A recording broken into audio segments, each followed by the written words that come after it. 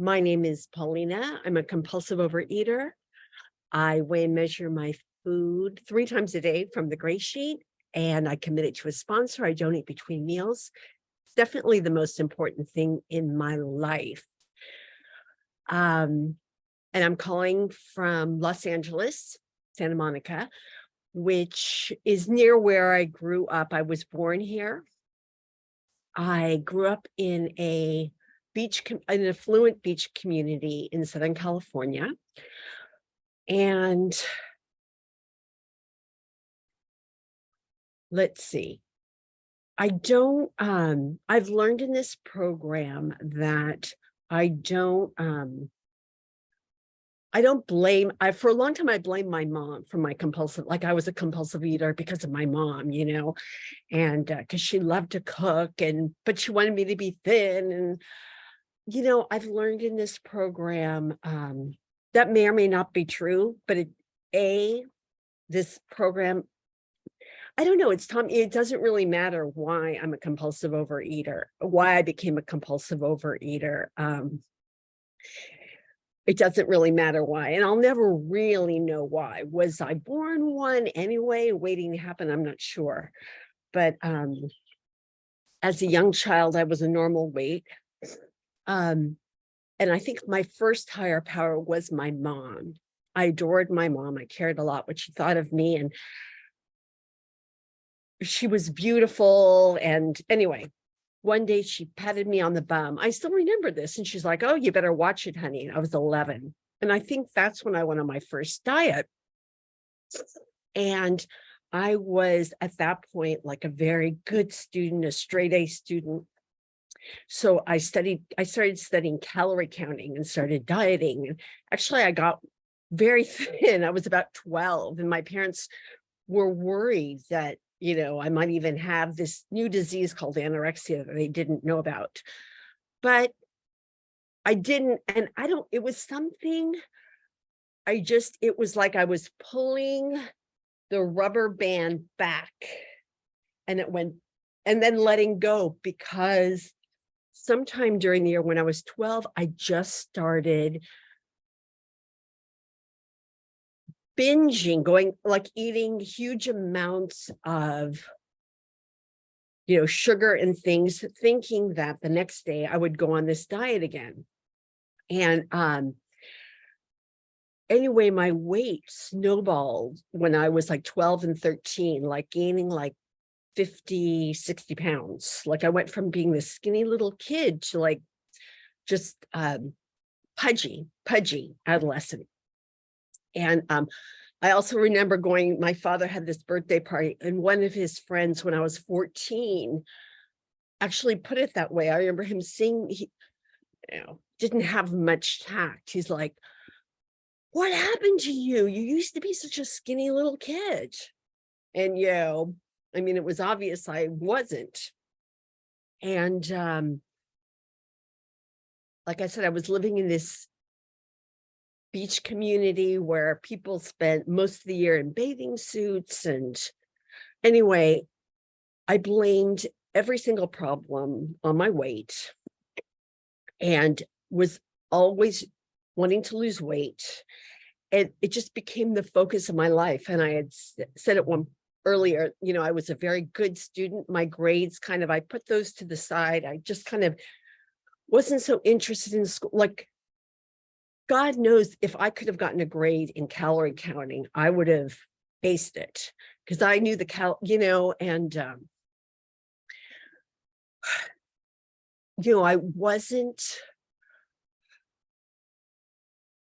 I kind of just held back in high school, like watching the world and fantasizing about what my life was going to be like when I lost the weight, binging and fantasizing. And sometimes my weight would go, like I had managed, I think twice during my high school years, to lose like 25 pounds. And essentially, when life wasn't perfect, things didn't always go I would be there like a nanosecond and then gain it back. And I have to say, like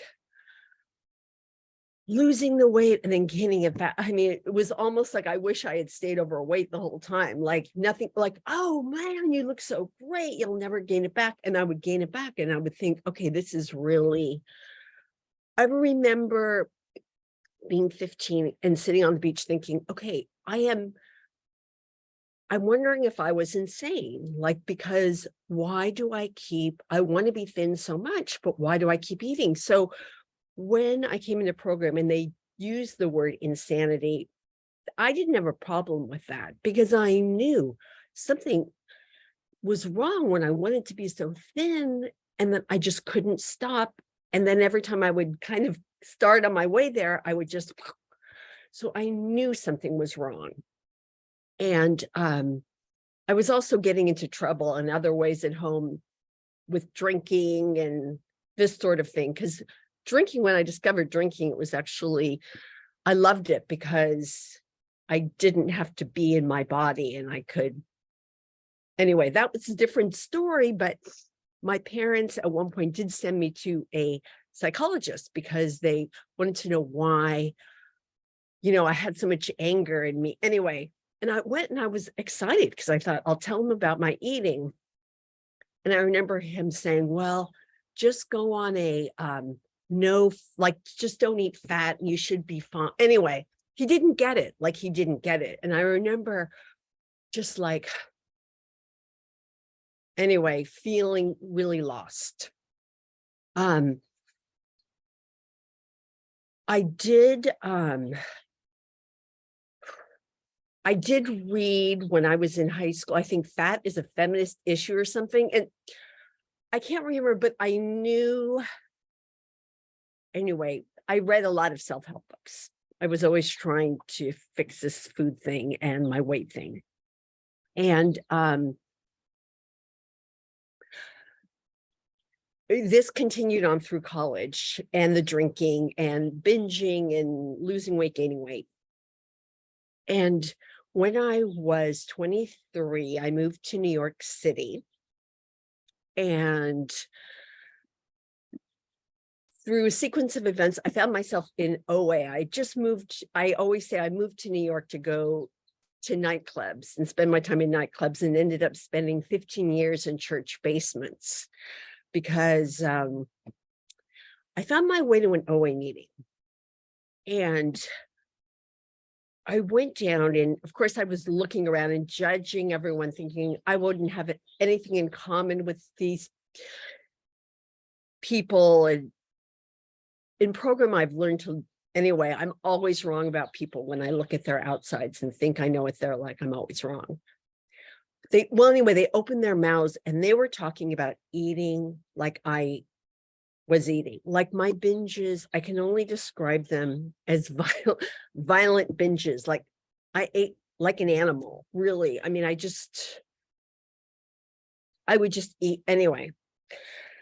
And they were talking about doing that and not doing that anymore. And although it wasn't gray sheet abstinence, just the fact that they weren't, I thought the goal was if I could get those crazy binges down to once a month, I would be great because I could keep my weight down. But I still thought I needed that one day a month just to I love just I mean, it was part of the drinking. I love just like letting go, surrendering.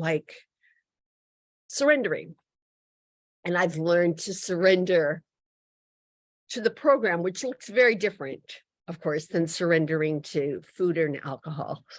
But I did hear the 12 steps for the first time. And I haven't even talked about I was always a spiritual seeker, and I heard the steps and I thought, okay, this is how I want to live my life. This is how I want to live my life. It would just, and ultimately, my abstinence is today more about, why do I stay abstinent today? Because I want to be the person God wants me to be, whatever that means, versus just having thin thighs. Like my dieting started because I wanted thin thighs and a boyfriend, and it continued. And that was why I was always trying to control my food. But at a certain point, especially now, like being I don't know. It's just, it's different. Like I think all these years in program, also my values changed. God knows, had I known what was going to happen, okay, I should 5 say, minutes, Paulina. oh my God, I haven't even gotten to the good stuff. I should say I have like 27 years of abstinence now in Gray Sheet, because I was in regular OA and then came into Gray Sheet, which I had a good time in. I mean, I learned a lot in regular OA, but I did need the structure. I needed the structure of Gray Sheet. I needed clear, defined rules. And that gives me much more freedom than anything else. I wish I had that in every area of my life, honestly, clear, defined rules. And I was thinking, I stay abstinent. Like, I know that I'm not Jewish, but I know that Jewish people sometimes often maintain, like, stay kosher, because being kosher is like a physical, like, it reflects their spiritual commitment, their commitment to God and following a spiritual path. And that is how I see my Gray Sheet abstinence. It is my commitment to trying, to become a better person in this world and following a spiritual journey. And I do think it helped me in the beginning. I mean, and it still does. Like, there's our food plan. And when I was struggling to get abstinent, and still sometimes when I struggle, people would say, make your food as delicious as you can. And I still do that. And I guess there is a difference, like there's abstinence to arrest the compulsive overeating and weight, which are really kind of separate things. And sometimes in the 27 years of abstinence, I have gained weight and lost weight. However, it's not 30 pounds in a month.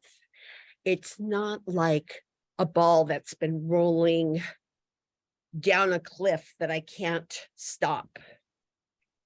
And I wish I didn't care so much about my weight anymore. I still care more than I wish I did, but I don't care as much as I used to. I care more about the kind of person I am in the world, to be kind, to be of service.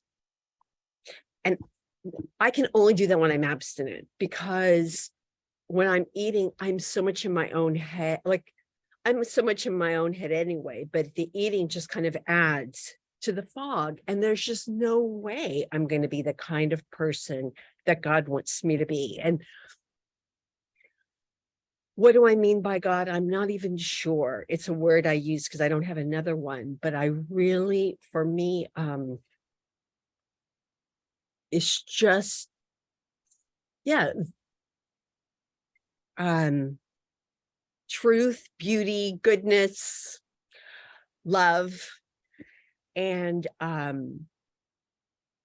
find, gosh, there's so much to say. For me to stay abstinent, I did go to a lot of meetings and made phone calls and stayed connected. And actually, I lived a couple of years in London in Gray Sheet abstinence after moving from New York, where I found Gray Sheet. I lived in London. I was part of the London community. And in fact, one year I went, when I was in Paris, we had a Gray Sheet roundup in Paris in 1999. And when I was there, I met the man I'm now married to, who's French. So we also spent a lot of time in France and Europe. And I don't know why I'm just throwing that in. That's just part of my whole, I've had so many different experiences, and my absence has changed over time. Essentially, I did have to learn how to tolerate a feeling, to tolerate my feelings between meals. Like, with all the meetings and phone calls and everything I could make, I still would want to eat. It wasn't always eat. Like, I could make my meals super delicious.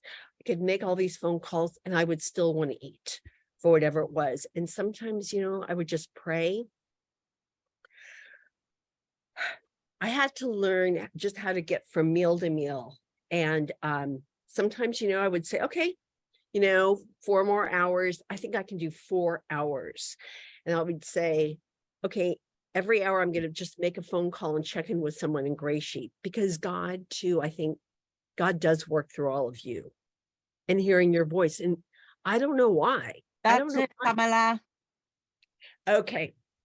That it was a weighed and measured qualification. And I said I wanted to weigh and measure every area of my life, right? So there'll be another qualification coming, I hope. I trust. That's it.